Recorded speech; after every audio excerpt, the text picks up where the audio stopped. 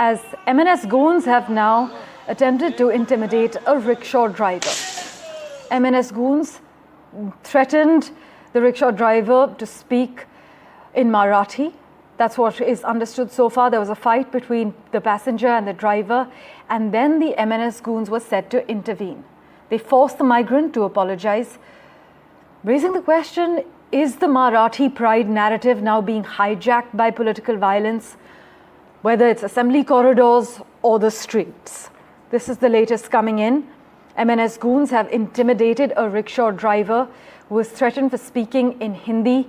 There was a fight that broke out between the passenger and a driver, and MNS Goons then intervened.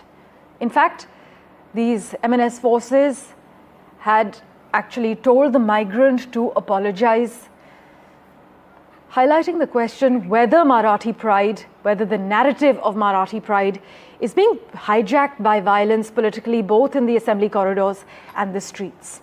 My colleague Sujata is tracking the latest for us. She joins us live at the moment. Sujata, episode after episode, now the MNS attempting to threaten rickshaw drivers for not speaking in Marathi. What's really going on?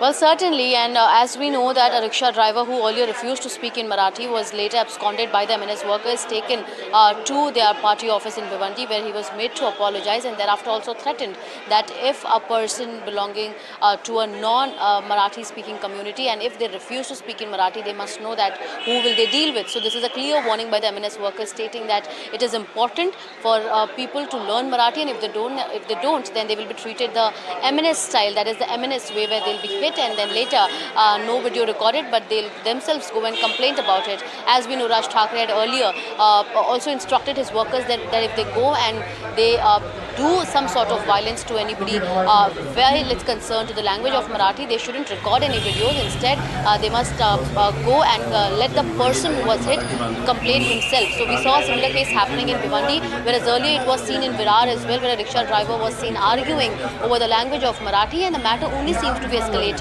when it comes to this sort of political activism that MNS has come up to, where they believe that this sort of rage and hitting people would gain them votes in the upcoming elections, because of which such strategy is being adopted by the party, which definitely seems to not be working, because this is only agitating people in multiple ways. Over to you. Sujata, as always, thank you so much for joining us with the latest update.